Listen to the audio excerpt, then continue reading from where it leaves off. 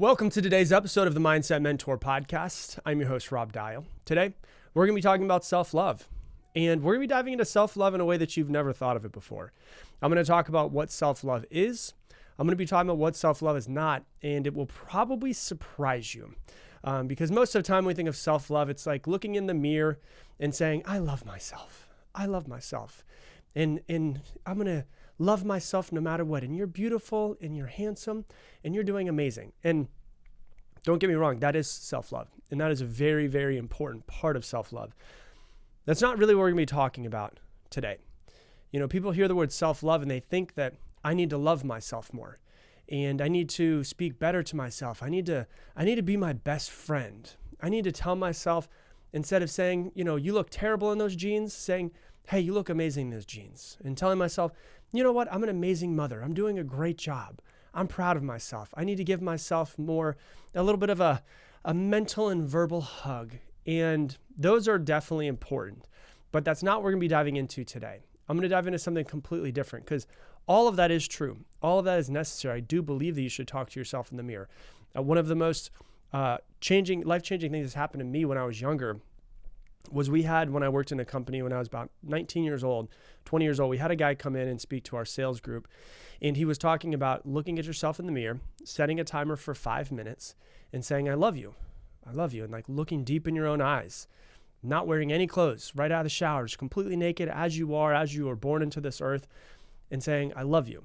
And I did that. And it helped a lot. It helped me start to love myself more, start to believe in myself more. And that is very important. But we're going to talk about a completely different version of it. And I want to talk first about what self-love is not, because I see it getting, I guess you could say, misconstrued to most people, where you have a really tough day at work, you have a really long day, and you think to yourself, you know what would really make me feel better is having a glass of wine. And we try to trick ourselves and say, you know what?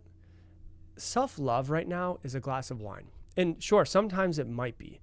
But the majority of times, if we have a really tough day at work or a really tough day and we come back and we have a glass of wine, a lot of times that's not self-love. It can be, once again. I'm not saying don't enjoy a glass of wine, but a lot of times that actually tends to be numbing of our actual feelings. It's not, self-love is not going and getting fast food because you're hungry and you don't want to get hangry. Self-love would be more of like stopping and getting an apple at the store instead and having that hold you off until you're able to get a real, actual, legitimate meal, not something that's full of chemicals. Self-love is not skipping the gym because you've had a hard day at work and you worked really hard today. Sometimes it might be, but the majority of the time it's actually not. It's showing up to the gym because you do love yourself. And it's not, self-love is not having a cigarette because you've had a stressful day. None of those things are really self-love the majority of the time. A lot of the times what that is self-numbing. And it's not going into and actually starting to go to the root of what's actually going on and solving the root problem. Because a lot of times we're trying to numb the feeling. We're trying to numb the stress. We're trying to numb the anxiety that we have because of the way that the world is and the way that our lives are.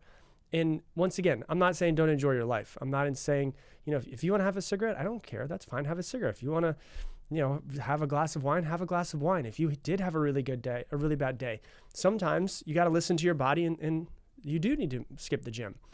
But the majority of the time, it's not doing those things. A lot of the time, those are actually the opposite of self-love. Those are self-numbing. For instance, if we look at like the example of having a glass of wine, for instance, after a really long, stressful day, maybe the boss, he's just such an asshole and he triggered you and he yelled at you and your coworkers are like little shits and they're bugging you as well. That glass of wine, a lot of times, instead of actually dealing with, hey, why was I triggered by my boss? Why was I triggered by the people that I work with and my coworkers? Why was I triggered? A lot of times the feeling that we feel is like the downstream effect. It's like the symptom, but it's not the actual cause of it. And so for me, being in the industry that I'm in and trying to help people as much as I can, I always look and I say, if you were triggered, why were you triggered? If you feel like you have to have a glass of wine after a long day of work because you want to take the edge off, the real question in my mind is, why is there an edge? Most adults were never taught how to self-soothe. I have an episode about a month ago where I really go into self-soothing. So I recommend listening to that and going back. And so we're not taught how to self-soothe, how to calm our nervous system down, how to calm our mindset down. And so we search a lot of times for external circumstances and external substances. A glass of wine, although it is amazing, and I do love wine, it's the easy way out. And there's no growth from it. So then you start to take a step back and say, okay, I can see that. Maybe I'm a little bit triggered by what Rob's saying, because I love having a glass of wine when I do have a stressful day and I do want to take the edge off. But then you ask yourself, well, what would be better? What would be better for my own self-improvement? And maybe what would be better for you, instead of having a glass of wine, is deciding, you know what? I've had a stressful day. I've got a lot of negative energy inside of me right now. I have a lot of stressful energy inside of me. You know what I'm going to do? I'm going to get changed when I get home. I'm going to put on my running shoes and I'm going to go for a run, just to get out that anger, just to get out that frustration, just to get out that negative energy inside of me, and allow my body, instead of holding on to it, allow my body to release that energy so that I can move on. Maybe if you don't like running, maybe instead of having that glass of wine, doing something like a 20-minute guided meditation would help you learn how to calm yourself and learn how to self-soothe. So maybe you sit down, you have a meditation. Believe me, your brain's going to be all over the place, and you're going to feel all of your feelings. You're going to feel why you're triggered. But instead of running from it, it's more of like, can we dive into it and ask myself, why is this here? And how can I make sure that next time I don't get triggered? Maybe it might be for you, if the glass of wine is what you're trying to avoid, you don't want to go for a run, maybe you don't want to meditate. Maybe it's journaling. Maybe you're a really big thinker. Like me, I'm a really big thinker, and I have to think through problems and think. And I like to be by myself in quiet. And a lot of times I like to put my thoughts on with pen and paper, because there's some really complex things that we go through. And a lot of times we'll look at it and we'll say, oh, my boss triggered me, so I need a glass of wine. But sometimes that self-love isn't that. Sometimes it's saying, hey, listen, what's a way I could love myself better? Well, why did my boss trigger me? Oh, you know what it is? It's reminding me of something that my dad used to say when I was younger. It's reminding me of when I was rejected by the boys on the baseball team. And we start to actually identify where these things are coming from so that we can improve. And I realize these are not sexy. Like, what's sexy? If you go back and look at, like, in the 1950s, 1960s, maybe even earlier, and you look at, like, I'm just thinking of like black and white movies in like the 40s and stuff, where they'd be sitting there and it looks so sexy to like have a glass of wine and a cigarette. And that seems sexy. They make it look sexy. Journaling is not very sexy. Meditating is not very sexy. Going for a run or doing a really good workout is not really sexy. They're actually harder, like way harder than just sitting down and having a glass of wine. They're way harder. A glass of wine, that's easy, that's sexy, but it doesn't change anything. And you're not listening to this podcast because you want to stay the same. You're listening to this podcast because you're the type of person who does want to change and not stay the same. You do want to grow. And when you numb, what you're really doing is you're not changing anything, and you don't learn anything about yourself. And so for me, if you've been listening to the podcast long enough, I'm always trying to figure out where I'm not free, because where I'm triggered is showing me where I'm not free. So when someone comes to me, a boss were to come to me and say something to me, and I get agitated or stressed, or I start cussing him out in my head, it's a place where I'm not free. Because as Eleanor Roosevelt said, no one can make you feel inferior without your consent. So if he made me feel inferior, I consented to that, because he said this thing to me. Maybe one of my coworkers he said the exact same thing to, and they go home and they feel fine. They don't need it because they're not triggered. And so I'm really trying to figure out where I'm not free, because we all want freedom. You haven't grown if you're just trying to numb. You're in the exact same place mentally, emotionally, spiritually tomorrow as you were today. So then you look at it and you say, okay, if that's not self-love, what is self-love? I see self-love obviously as the way that you speak to yourself. I see self-love as the way that you treat yourself. If you are confident in yourself, you're confident in your abilities, if you talk well to yourself, I do see it as that. I do see it as something of being kind to yourself. But there's also tough love.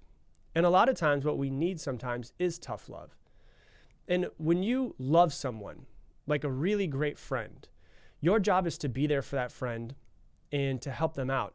And sometimes being there for that friend, one of the best things you can do is give them tough love. Sometimes you don't need tough love, don't need to give them tough love. Sometimes you do. Sometimes it's like, hey, Stacy, you're saying the same thing over and over and over again, and you're dating the same type of person over and over and over again. When are you going to get it together and stop dating these types of guys? Sometimes that's how we have to come to ourselves and speak to ourselves. Sometimes self-love is the energy of like the tough uncle. You know, it's like the tough uncle or the tough grandfather. He loves you, but he's not going to put up with the bullshit. Like, you know that when you're around him, he's going to call you out. He's going to help you get back on track. But you never question it because you know deep down, he loves the hell out of you. He loves you for who you are. He wants the best for you. He wants you to grow. He wants you to be better. But sometimes there's the feminine energy that we need, which is the self-love of just being there and supporting ourselves and accepting and just trying to hold that space for ourselves. And then sometimes we got to talk to ourselves and say, man, you got to get your shit together. Like, when are you going to change? When's something going to be different? And that's the masculine energy of bringing in the tough uncle of like, damn it, I know when I get around Uncle George, he's going to call me out. And sometimes you avoid Uncle George, don't you? Because you're like, he's going to call me out of my BS. So self-love can look like the feminine that we're talking about, the feminine energy, because we all have masculine and feminine inside of us. But sometimes self-love can really look like going to the gym when you really don't want to, because you knew that it was something that you said you were going to do. And you know that if you do it, it will be harder, but at the same time, you're going to be better. You're going to feel better after. You're going to get that anger out of you. You're going to get those emotions out of you. You're going to allow your body to process it, and your body's going to be better at the end of it. I've never heard someone that worked out at the end of a really good workout, it's like, man, I'm really pissed off that I showed up for myself. Sometimes that's what self-love can be. Sometimes it could be waking up early and getting your morning routine in so that you can fill your cup for the day. Sometimes it's easier to sit around and sleep in, but you know that you need that tough love of like, hey, you're about to go into a real busy day. You need to be here for yourself. You need to make sure that you're on point. Okay, you need to get up. You need to do your morning routine. You need to be there for yourself. Before the kids wake up, you need to fill your own cup because, hey, your cup's been feeling empty for the last few days. Sometimes self-love is reading because it's way easier to scroll on your phone. It's way easier to scroll on your phone, but sometimes it's reading. You know, it might be a self-development book. It might be a spirituality book. It might be a book on how to stop overthinking. Sometimes self-love is deciding that you're going to meditate after a really long day. And a lot of people struggle with meditation because they think that they're supposed to stop thinking. Like, I hear a lot of people, and I get a lot of messages on Instagram of like, hey, I'm really terrible at meditating. What should I do? Like, how do I get rid of all of my thoughts when I'm meditating? I'm like, no, that's not what it is. When I went to Thailand, I spent a day with a monk. And one of the things he said is that meditating is not getting rid of your thoughts. Meditating is observing your thoughts. Because what comes up in meditation, if it's agitation, if it's anger, frustration, what comes in meditation when there is no external stimuli, you can't see anything, you're not scrolling through your phone, you're not keeping busy all day long, what comes up in meditation is just a heightened experience of what's bubbling under the surface all the time. So sometimes it is meditating after a long day. Sometimes it is saying no to the glass of wine. Sometimes it is saying no to the ice cream. Sometimes it is saying no to the fast food, even though it's convenient and you just want your stomach to stop growling. Sometimes it's saying no to going out with your friends because you should be preparing for a test, or you should be putting your presentation together so that you can make sure that you have the slides ready to go. All of those things you need discipline for. And so when you look at self-love, a lot of times what self-love is self-discipline. You don't need discipline to do easy things. You don't need discipline to do easy things. You don't need discipline to drink a glass of wine. You don't, once again, I love wine. I love ice cream. I love sleeping in. I love all of these things. So I'm not saying that you don't ever do these things. That's not what I'm saying. I want to make sure that we're clear on that. But sometimes you need discipline, and you don't need discipline to go and have that glass of wine. You don't need discipline to eat that ice cream to try to numb your feelings. You don't need discipline to sleep in. You need discipline to do all of the opposite of those things, to say no to the glass of wine, to say no to the ice cream, say no to sleeping in, because you love yourself so much and you're not going to deal with this shit anymore. And you're going to push yourself to be better. Self-love is to do the discipline, to have the discipline, to do the things that make you better. And so what it comes down to is, what do I need more discipline in? How do I need, and I understand the word discipline is, is hard because discipline, self-discipline, is one of the highest forms of self-love. But when we say the word discipline, discipline also has a very negative connotation because we think to ourselves, like when somebody does something wrong, your child, punches your other child in the face, sometimes they need to be disciplined. When your dog does something that's not supposed to, maybe it barks and then poops on the floor, it might need discipline. But when we're talking about self-discipline, we need self-discipline to do the things that are better for us. We need self-discipline to wake up early. We need self-discipline to meditate. We need self-discipline to read. We need self-discipline to say, I'm going to take some time and I'm going to meditate because I just want to exist simply and not be so overly stimulated all of the time. So self-love is self-discipline to do the things that make you better. And that's really what it comes down to sometimes. And so if you're asking yourself, how do I love myself more? A lot of times what that is showing up for yourself. Because all too often I hear people all the time that write in, and people who have been through my programs and that type of stuff, where they give their power away to other people. And they put everybody else in front of themselves. And then they have no time for themselves. And what happens is they start to lose themselves. And so sometimes what I really think most people should do is realize that there's two forms of self-love. There is the feminine side of it. And once again, male and female, completely out of this. We all have feminine qualities inside of us. We all have masculine qualities inside of us. And so sometimes it is looking in the mirror and having the practice of self-love and saying, I love you. I appreciate you. Looking at yourself in the mirror and being like, man, you've been through some shit, bud. And you're doing a really good job. And I appreciate you for that. That is definitely a form of self-love. That is definitely the feminine form of self-love and is definitely necessary. But sometimes it also requires the masculine side of you as well, which is that uncle that's saying, dude, you said you were going to do this and you need to get it done. You don't need to deflect. You don't need to numb yourself. You need to step up. You need to make yourself better. And so what I really want you to get out of today's episode is there are two forms of self-love, and both of them are necessary for you to love yourself more. The feminine side of it, the masculine side of it. And so when you have a tough day, when you have something that you're working for, when you have things that you really want to grow and improve at, sometimes you need the masculine side of that, the discipline side of it, to do the things that are better for you. And if you do that, you will not regret it. You won't. You'll notice that you grow from it, and you will appreciate yourself for saying, you know what, I was really tired when I came home, but I decided to do a 30-minute YouTube workout and I feel better about myself. Because what happens? You start thinking to yourself, I didn't want to show up for myself. I did show up for myself. You know what, damn it? I am proud. You're doing amazing. Today was hard. Today was tough, but I'm going to show up for you because I love you. And you did a really great job, and you showed up for yourself, and you got that workout in. And so bring in the feminine side of self-love, which we all talk about, we hear about, but also remember, self-discipline is a form of self-love as well. So that's what I got for you for today's episode. If you love this episode, please share it on your Instagram stories and tag me in it, Rob Dial Jr., ROBDIALJR.